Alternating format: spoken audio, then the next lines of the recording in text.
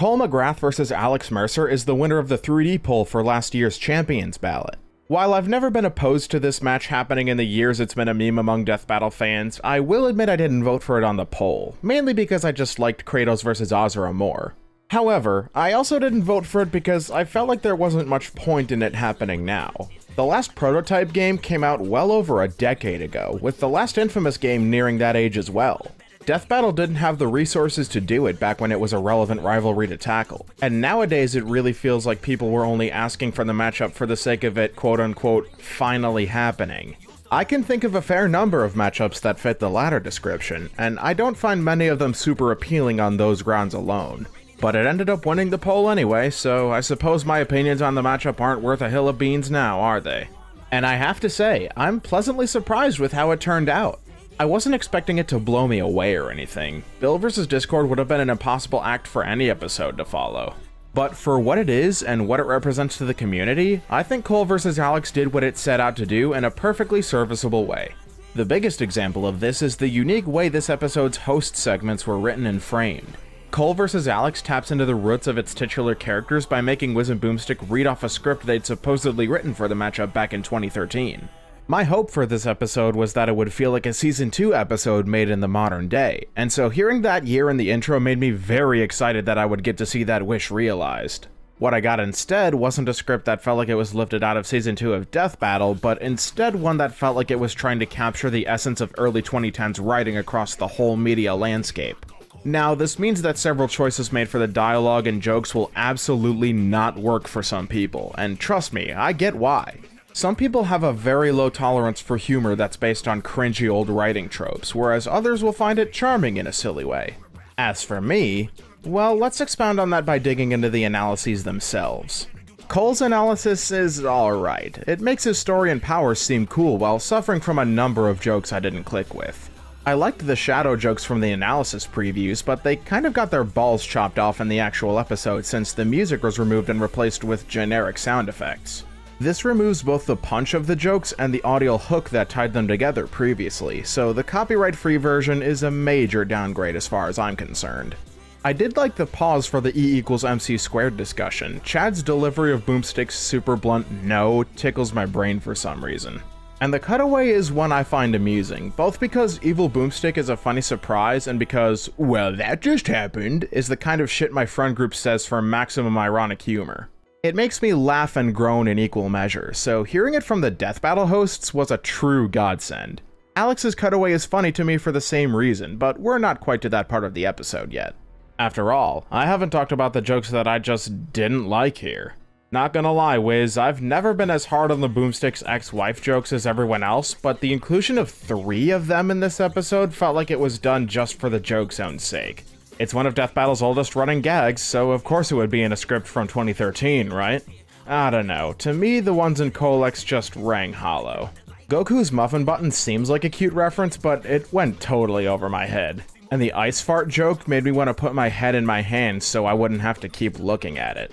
In fact, watching through it again, there's a frankly obnoxious amount of comparisons to other characters that are used in place of actually explaining Cole's powers, which is a writing choice I'm not a fan of. Levitation? Just like Iron Man. Resistant to electricity? He follows Pokemon rules. The gigawatt blades? Hand lightsabers. You see what I mean? It feels designed to dumb his abilities down for the general audience, something I really didn't think was warranted for a power set that's way simpler than others Death Battle has used before. So yeah, overall Cole's analysis is a super mixed bag for me. I've seen a fair few people saying the script from 2013 angle was just used as an excuse to be unfunny with this episode, and I think a majority of the blame for that criticism getting made lies with Cole's rundown. Thankfully, Alex's rundown contains far fewer jokes, meaning fewer chances for this episode to be painfully unfunny. But I also enjoy it a lot more for the simple fact that I find it more interesting with its dissection of Alex's character and mentality.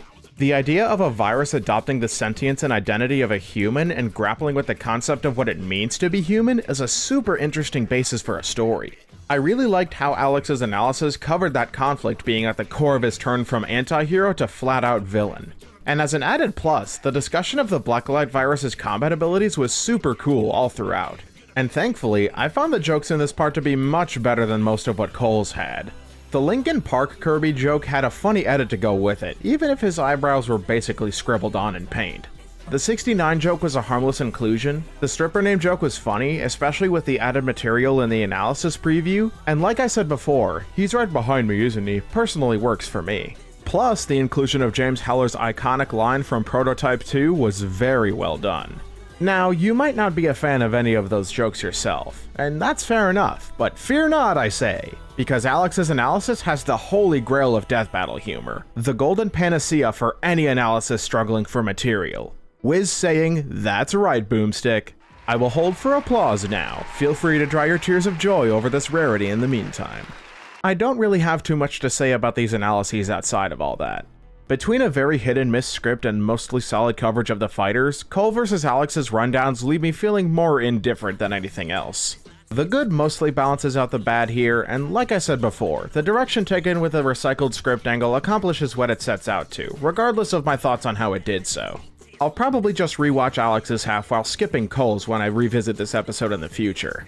You might see that as a failing on this episode's part, but I'm not too bothered by it since I prefer Alex over Cole anyway. He's not even my go-to from the Infamous games, Delsin is my fucking boy. So, how about the fight then? Well, I'm glad to say it's very solid overall. There's not much I dislike about it, with the few nitpicks I have mainly boiling down to Cole and Alex's models not always looking the greatest. But that's not really a valid criticism in my opinion, because Cole and Alex haven't had new models in almost a decade. Of course they're not going to exactly be the highest quality ones the show's ever used. That aside, this battle is a very fun watch. Cole and Alex's powers are used very thoroughly and creatively, with the battles zooming from place to place across this cityscape setting to play into the traversal abilities both fighters' games are known for. The lighting and effects are all super on point too. It's far from the flashiest fight Season 10 has to offer, but in my opinion it's refreshing to get more street tier action, since this is only one of 3 episodes in this season's current lineup to not cross into at least planetary tiers of power. The voice acting this time around is pretty good too. Paul Goyette returns for his 3rd episode in a row to voice Cole, and at this point I'm more impressed by the man's range than anything else. He does a good job, and so does Kevin Andrew Rivera, coming in for his 2nd Season 10 role with Alex. His voice reminded me a lot of his Dimitri performance, but it feels more at home here since he can totally let loose with Alex's untethered viciousness in a way that he couldn't before. But the highlight of this fight to me is, and will continue to be the soundtrack, because Inhuman is straight up fire. The team mentioned on this episode's commentary track that the idea was to capture the spirit of an Eminem song from the era Infamous and Prototype released in, and I think the instrumentals and the vocals both pull that off super well. And speaking of those vocals, Swats and Omega Sparks once again teamed up to crush a death battle track, and that's a team up I can always get behind. Both of them kill it on this track, delivering some seriously impressive rapping over lyrics that really connect with the rivalry this matchup represents. It really does feel like a rap battle between Cole and Alex, and between Swats carrying the chorus and Omega Sparks' growling voice underscoring his bars, this has quickly become one of my favorite tracks from this season. I also want to recognize the sound design in this fight, because it's very on point all throughout. Cole's lightning and Alex's biomass powers sound spot on, and the sounds of environmental destruction happening around them makes their battle feel large scale and powerful. I especially appreciate the smaller sounds that, while not super obvious, add to the immersion of what's happening, like the groaning metal of the helicopters and the truck Alex throws at Cole. I think it's about time we started talking about the actual fighting, so let's get to that now. We open on some helicopters getting dragged out of the sky by Alex's tendrils, and before he can consume the pilot, Cole shoots some electricity to interrupt him. I love how the sound effects of Alex ripping off the chopper door are muted to make this a POV shot from the pilot's eyes. It's great at making you think about how average citizens must feel powerless against the Blacklight virus outbreak. Alex and Cole exchange some fittingly cheesy dialogue before Cole starts matrix dodging Alex's tendrils, which is good for showing off the speed advantage he has in this fight. Then Alex grabs him and throws him into the air before unleashing a tendril barrage, and I gotta say, it's a damn shame they removed Cole's scream from the sneak peek in the official version. It wasn't just funny, it was an appropriate response to getting flung around like a rag doll, and the scene kinda feels empty without it now.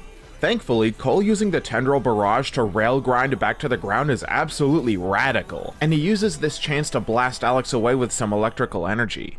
It doesn't do much to phase him though, since he embraces the game plan of all Sonic players in Smash Bros and uses a homing attack to catch his foe flat-footed. Alex follows up on this with a whip fist that pulls him toward Cole. His arm morphed into a blade and raised to strike, only for Cole to dodge and parkour up the side of a building. As much as I respect his parkour skills, Cole doesn't get much time to relax since Alex is sprinting up the side of the building after him, reflecting the different ways wall running functions in their games. Also, it's hard to watch this scene and not be reminded of Wolverine vs. Raiden, which is apparently something the team had in mind while making this, so kudos for drawing on one of Season 2's most based episodes here. The following clashes between Alex's blade arm and Cole's amp are great, with lots of fluidity and impact being worked into the scuffle to sell the strength and mobility of these characters. Eventually, Cole channels electricity through Alex's blade arm to lift him up with electromagnetism, throwing him over the edge of the roof they were fighting on. But Alex is quick to rebound, air dashing into Cole and smacking him away. Cole decides that he should copy Alex's homework and freezes Alex in place with ice before using Ice Launch to propel himself forward. Then, with Alex still being stuck in the ice, he rams the center of his amp into Alex's throat, using his momentum to swing around his foe and snap his neck before flinging him out of the ice and into a nearby building. This is such a sick attack for them to use from the game, and it's stuff like this that really sells me on the storyboard artist being a fan of these two. Seriously, John Mitchell doesn't get enough credit for his contributions to most death battles, so that's all the more reason to highlight his work here. And speaking of highlights, I think the following segment of the animation is my favorite part of the whole thing. Seeing Alex's amorphous biomass slither further into the dimly lit recesses of this ruined office building sent chills down my spine. It reminded me of The Thing in the best way possible. And when Cole blows his human form apart with more ice, he staggers into the corridor while his body slowly and gruesomely pulls itself back together, with the sounds of his flesh squishing and snapping really kicking the horror vibe into high gear. You can even see Alex's head for a moment as it gets pulled back into place. Cole's correct, this is indeed a nightmarishly cool sight. Alex sprinting at Cole after this feels like a slasher monster approaching its next victim, and he makes the most of that impression, smashing Cole through a window before bashing him away with his hammer fists. Then he grabs some helicopters out of the air and flings them at Cole, and Cole leaping off of them before using an ionic vortex to cancel out the semi-truck flying at his face is some really cool use of the environment. So is Alex latching onto the semi and waiting for it to spin around before Foxy jump scaring Cole out of the tornado. They land on a nearby building with Alex pinning Cole to a radio tower, belittling his heroic nature by questioning why he would protect humans with his power rather than reforming the world like he wants to. Cole's response is perfectly delivered by Paul Goyette, and the music surges back into full swing as he channels electricity through the tower and into himself. This is a smart move because it not only knocks away Alex, but it recharges his energy reserves, powering him up to where he can walk off his stab wounds and channel the gigawatt blades. In response, Alex generates armor that reshapes his entire body, and they charge toward each other for one final clash. Cole's fast and flashy attacks with the gigawatt blades are enough to make Alex flinch, but his armored form allows him to shrug off the hits more easily than he could before, and the impact of his punches conveys how he's hitting like a freight train. But this armored form decreases his speed in-game, so in order to get around how Cole is able to move much faster than him, he wraps him in a bear hug and leaps into the sky. Cole's pummels with the gigawatt blades in mid-air feel a little stiff with how they start and stop, and it's rather jarring that they suddenly vanish going into the next shot. But this view of Cole and Alex falling in front of the gorgeous skybox is pretty enough to keep me from thinking about that too much. Alex then skewers Cole with a giant arm blade and he wraps his tendrils around him, trying to consume him entirely. I like how his line here was delivered, and it just so happens to give Cole an idea great enough to let him break free of Alex's grasp. And before Alex can get his bearings while electricity surges around him, Cole drains his bioelectricity with BioLeech before slamming him into the ground, shattering his human form. I think the final impact here could have done with some more sounds to sell the destruction of it, like some shattering concrete or some sparking electricity, so that takes away from the killing blow just a bit. Thankfully, this finale goes out on a really high note. This world sure isn't perfect, but it's a lot better without you in it, asshole. I love this line. It perfectly reflects the difference in how Cole and Alex see the world of humanity. Alex saw it as fatally flawed because humans are just that, and so they were something to be improved upon to him, something to be fixed. Cole, representing a more realistic optimism, knows that it's far from perfect, but those flaws are what shape the human experience. They tie us together and make the good in us stand out even more. And to protect that goodness, Alex had to be put down. And that's the fight for Cole versus Alex. Looking at what I had to say about it in comparison to some of the episodes that came before it, I feel like I should be inclined to think less of it, but I actually don't. It has some very high peaks with just a couple of bumps here and there, which averages out to make this a very solid viewing experience. It's not one of my favorites of the season by any stretch, but it was very good indeed, and ultimately, I can say I'm glad this fight happened at long last. There's not much to say about the conclusion. I knew going into this that the matchup was a complete stomp in Cole's favor, and this pretty much reaffirmed that in every way. There were at least some interesting points made outside of the gap in stats, like the difference between Cole's atomic level attacks and Alex's molecular viral powers. The resurrection of "let's end this debate once and for all" was already a nice touch, but the blatant one-sidedness of this match makes it feel even more appropriate in this episode's case. All in all, Cole vs. Alex was very good for what it set out to be. I'm not crazy about it like others who campaign for it are, but I'm glad it lived up to the hype for those people. I'm comfortable giving it an 8 out of 10. It has an analysis I quite like and a fight I really enjoy, but Cole's analysis being as much of a mixed bag as it is keeps me from scoring it any higher. And so ends this infamous matchup, and that's the second half of the Prototype Champions ballot no less.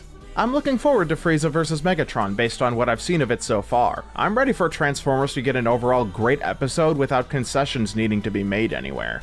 And if you think I jinxed it by mentioning the absence of Dragon Ball following last season's finale in my build code review, I plead the fifth. Anyway, go check out my reaction video for this episode, which is linked in the description along with other cool Death Battle content creators. Also, as a quick note at the end, consider voting for Sackboy vs. Maxwell in Week 4 of the Tournament of Champions. It's my friend Larry Winwood's most wanted matchup, and it would mean a lot to me and him if you would show it your support. But that aside, thanks for watching, and I'll see you soon for the next video.